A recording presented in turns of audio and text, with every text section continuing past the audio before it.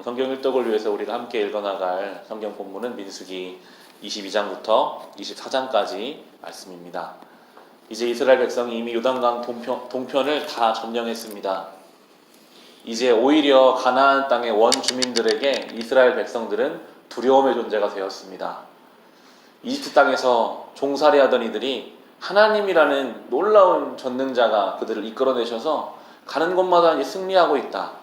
조금 있으면 이 가나안 땅을 점령할 것이다 라는 소문이 팽배해지기 시작했고, 오늘 우리가 읽게 되는 민수기 22장부터 24장까지는 모압의 왕이었던 발락이라는 왕이 너무 두려워지는 거예요. 이제 좀 있으면 저 이스라엘 백성에게 우리가 점령을 당하겠구나. 그래서 그 주변에 가장 용하다고 하는 예언자고 점쟁이였던 발람이라는 예언자를 데리고 오는, 그래서 그들을 저주하려고 하는 이야기가 오늘 우리가 함께 읽는 성경의 내용입니다. 왕인데, 한 나라의 왕인데 두려움이 생기니까 자기 힘으로 뭔가를 해보려고 하는 것이 아니라 다른 다른 점쟁이, 다른 예언자에게 부탁합니다. 당신이 용하다고 들었는데, 당신이 저주하면 저주를 받고 당신이 축복하면 축복을 받는다고 그렇게 들었는데 와서 좀 우리 나라를 위해서 뭔가 좀 해주시오. 복채를 두둑히 전하면서 한 사람을 불러오려고 하고 있습니다. 이것이 요즘 우리의 모습과도 참 비슷합니다. 아무리 우리가 지금 과학이 발달했고 이성과 합리성을 중요하게 여기는 시대지만 여전히 새해가 되면요, 많은 사람들이 점을 보러 갑니다. 올 한 해 나의 운세가 어떻게 될까요? 고3 자녀들을 둔 부모님, 심지어 교회를 다니시는 분들 중에서도 가서 물어봐요. 우리 자녀가 올해 어떻게 될까요? 잘 될 수 있을까요? 그 두려운 마음을 무엇인가에 의지하고 싶고, 복채를 더 많이 내면 더 잘 되겠지. 오늘 성경에 나오거든요. 자기가 원하는 것을 얻기 위해서야 돈을 내요. 이들이 신을 대하는 태도는 이렇습니다. 내가 원하는 것이 있고요, 마치 계약을 하고 거래를 하듯이 돈을 많이 주면 내가 원하는 것을 주는, 인간과 신의 관계가 지금 그렇게 설정되어 있는 것이 대부분의 사람들의 모습입니다. 그런데 이스라엘과 하나님 관계는 어떠합니까? 우리가 보고 오는 것처럼 하나님과 이스라엘의 관계는요, 아주 긴밀하게 연결되어 있어요. 하나님이요, 이스라엘 백성들을 만들어 가시잖아요. 광야 40년을 하나하나 해가시면서 불평불만하는 그들을 때로는 혼내기도 하시고, 또 그들에게 물 주시기도 하시고 인도하시기도 하시고, 하나님과 우리의 관계는 돈을 주고 원하는 것을 얻는 이런 관계가 아니라 정말 주님이 우리를 자녀 삼으시고 백성 삼으셔서 우리를 하나하나 가르치시고 만드시고 우리를 포기하지 않으시고 이끌어 가시는 그런 관계를 주님 우리에게 원하시는데, 많은 사람들은 인간과 신의 관계를 그렇게 형성하고 있는 것을 오늘 민수기를 보면서 우리는 알 수가 있습니다. 혹 우리의 마음속에도 내가 하나님께 이것을 하고, 내가 하나님한테 봉사하고, 내가 헌금해서 내가 원하는 것을 얻어야지, 이런 식의 신앙 태도를 주님께서는 원하시지 않는다는 것입니다. 하나님과 내가 동행하면서 내 안에 주님 원치 않는 것들을 다 깎아지하고 없애버리고 주님 원하시는 거룩한 모습으로 그렇게 가나안 땅으로 주님과 함께 동행하기를 원하시는을 다시 한번 알 수가 있습니다. 그렇게 발람에게 찾아와서 하나님이 그에게 말씀을 주시거든요. 가지 말라. 하나님 백성이기 때문에 저주하거나 할 생각하지 말라. 한 번은 돌려보내요.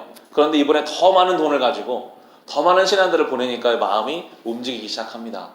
저 돈이면 내 인생이 편해질 수 있을 텐데, 그 욕심을 주님께서 아시고 그냥 가라라고 보내시는 이야기가 나오게 되는데요.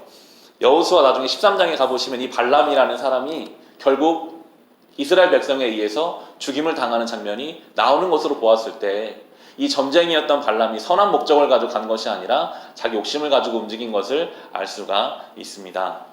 돈에 넘어가는 것, 하나님 말씀을 어젯밤에 들었던 사람도요, 눈앞에 물질의 유혹이 오면 흔들리더라고요.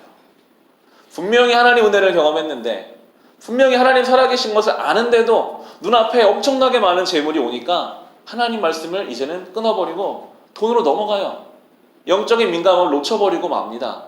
얼마나 그게 영적인 민감함이 없어졌는지 나중에 나귀를 타고 가는데, 이 예언자가 나귀를 타고 그 왕에게 가는데 나귀가 안 가는 겁니다.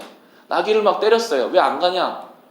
이 나귀가 봤거든요. 하나님의 천사가 서서 그 길을 막고 있는 것을 보고 있었기 때문에 나귀는 가지 않는 것인데, 이 예언자였던 발람은 그것도 보지 못하고 나귀를 때리는 장면이 우리 성경 22장 27절부터 보시면 22장 27절과 28절에 그렇게 나갑니다. 나귀는 주님의 천사를 보고는 발람을 태운 채로 주저앉았다.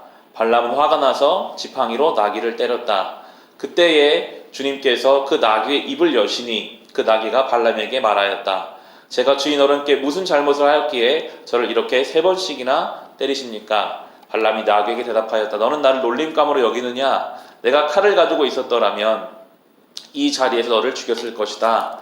31절을 보시면 그때에 주님께서 발람의 두 눈을 열어주셨다. 그제야 그는 주님의 천사가 칼을 빼어 손을 들고 길에 선 것을 보았다. 발람 머리를 숙이고 엎드렸다라고 나옵니다. 못 봤어요. 분명히 하나님 말씀을 들었던 사람도 재물의 마음이 빼앗기니까요. 하나님이 지금 자신을 막고 있고 짐승조차 보고 있는 것을 보지 못하다라고 성경이 말할 만큼 이 재물과 욕심과 유혹들이 성도들의 마음을 어떻게 흐리는지를 우리는 또한 알 수가 있습니다. 오늘 본문을 읽어보시면 결국 가서 저주를 하려고 할 때마다 하나님이 그의 말에 축복의 말로 바꿔주셔서 이스라엘 백성을 전혀 저주하지 못하는 내용이 나오게 됩니다. 여러분, 아무리 세상이 우리를 공격하려고 하여도 하나님이 우리를 지키실 때 그 누구도 우리를 해할 수가 없는 것입니다. 아무리 많은 재물도, 아무리 용하다고 하는 점쟁이도 예수 믿는 사람을 해할 수는 없습니다. 우리 하나님이 전능자시고 주권자이시기 때문입니다. 우리만 주님 앞에 온전히 서면 됩니다. 세상을 두려워할 필요가 없는 것입니다. 내가 지금 주님 앞에 어떤 모습인지를 온전히 살펴보며 이 광야 같은 인생길을 걸어갈 때 주님이 다 막아주시더라고요. 온전히 갈 수 있도록 지켜주시는 그 주님의 은혜를 경험하며 살아가는 것, 그것이 성도의 삶임을 다시 한번 깨닫게 됩니다. 영적으로 민감하게 살아가시기를 바랍니다. 다른 헛된 것에 의지하지 마십시오. 다른 것들은 다 헛되고 오직 주님만이 전능하신 분임을 의지하며 믿음으로 이 광야 같은 인생길을 온전히 걸어가시기를 우리 주님의 이름으로 축원합니다. 기도하겠습니다.